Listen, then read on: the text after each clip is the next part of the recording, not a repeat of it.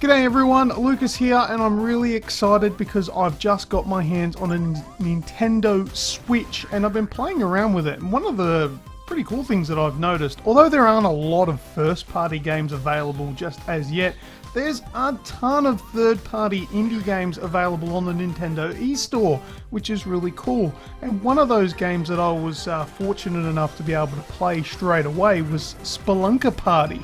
Now, I've played Spelunky before on the PlayStation 4. I believe it's a free-to-play game over there. And Spelunker Party has been ported across to the Nintendo Switch. And I've got to say, this is a really addictive game. If you don't know what Spelunky is, well, Spelunky is a really difficult, tricky cave exploration game. So what you'll do is you'll go down inside a cave in search for treasure, and while you're looking for treasure, obviously in these caves there are a lot of dangerous enemies and also natural devices there that are wanting to kill you. There are pits, there are spikes, there's bats, there's even ghosts in there that want to kill you, but you can protect yourself with various weapons that you can pick up throughout these caves. But the thing is with Spelunker and Spelunker Party is that the game wants you to die a lot, and it doesn't pull any punches. If you don't go into this game being careful, you're not going to get through the first level. It's one of those games where you will be punished for not paying attention. And although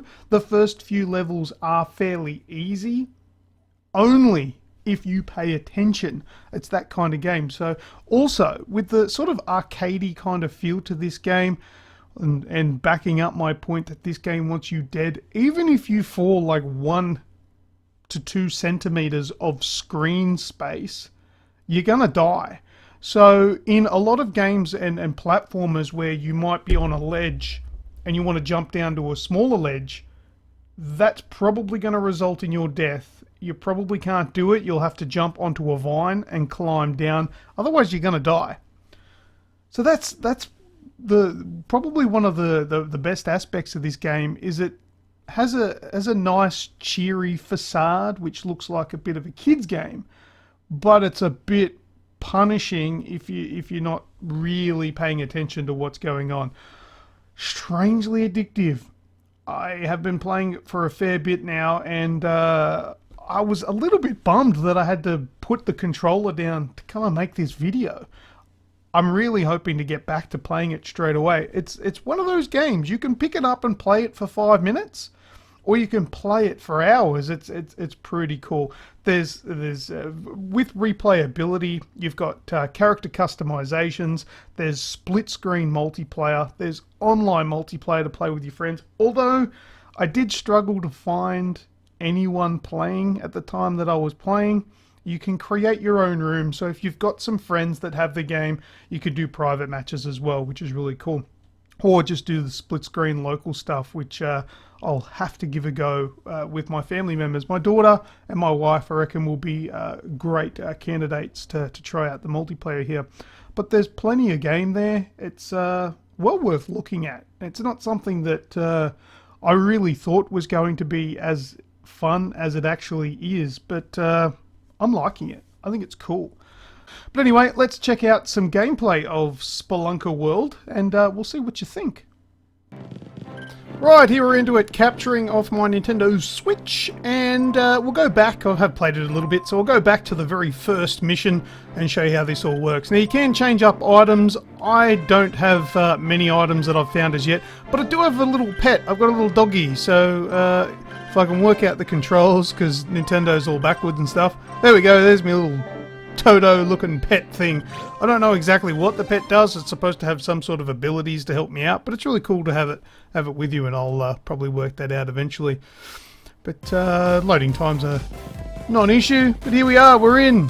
All right, so those vines you need to be careful of. You got to make sure you grab onto them, and those pits as well. Those ones are obvious though, not too bad. Blowing up these things, you got to move away from them because there's quite a radius, quite a blast radius on those things. Alright, so I'm going to die soon. Here we go. There you go. See, the jumping from a height like that will kill you. I've got a couple of couple more examples coming up soon.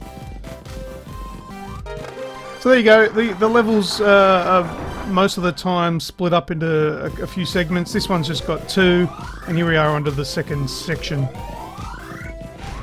These things there, see those covered? You got to be aware of those, otherwise you will die. You got to find these keys. Spelunker. Whoa, there you go. There's another one of those deaths. You can't fall any distance, pretty much.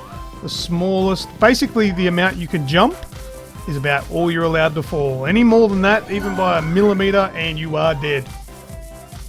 But you got to spelunk around for these keys. There's a blue one. I think I've got the blue and the red one now. You can see the top left corner of the screen. Got the blue and the red key, which means I can go and open up the blue and the red door and finish the level. I've got to blow this up. Get out of the way because of the massive blast radius. And I'm home and hosed. Soon. After the Indiana Jones section. And this part, it caught me off guard. I knew it was there, just pressed the button too late.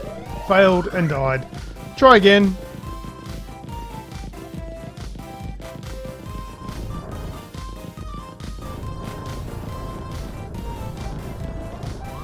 There we go, this time all good. And that little sneaky one didn't get me, but it can get you if you're not careful. Paying attention is very important in Spelunky world.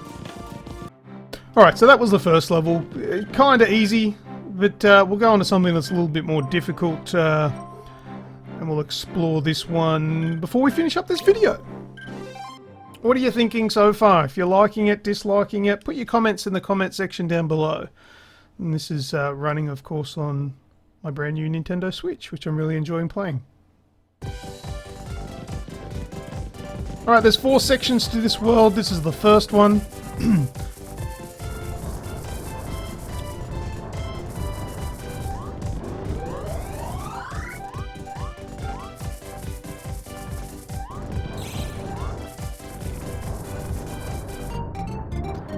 You get a little bit too close, you get burned.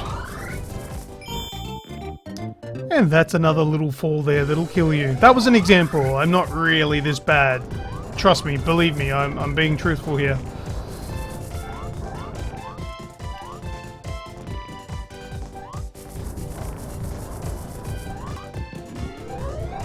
These little things there, they freak you out the first time, but really all they do is stretch. There's not really much to them.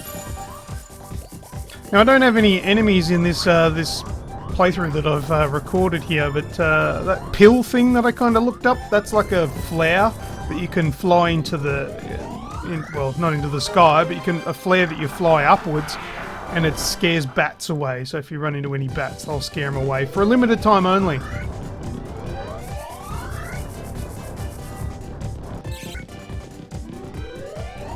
Now that there, I've got a shovel on me. I think where that golden stuff is sparkling there, I could probably use the shovel to dig there, but I didn't on this occasion.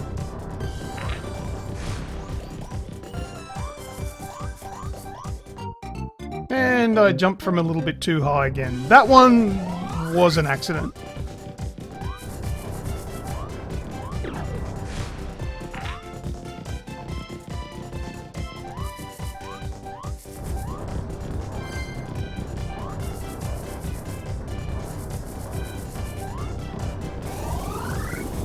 There's one of those pill-looking things, which is actually a flare to scare away the bats.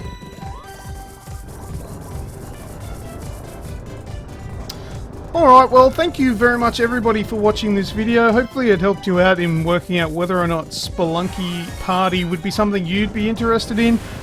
I like it. It's a fun game to play. It's quite addictive.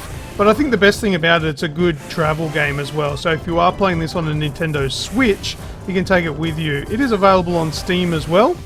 However, good luck on getting something to port Steam games around. Maybe Nvidia Shield or something, but Nintendo Switch is a better option, I would say.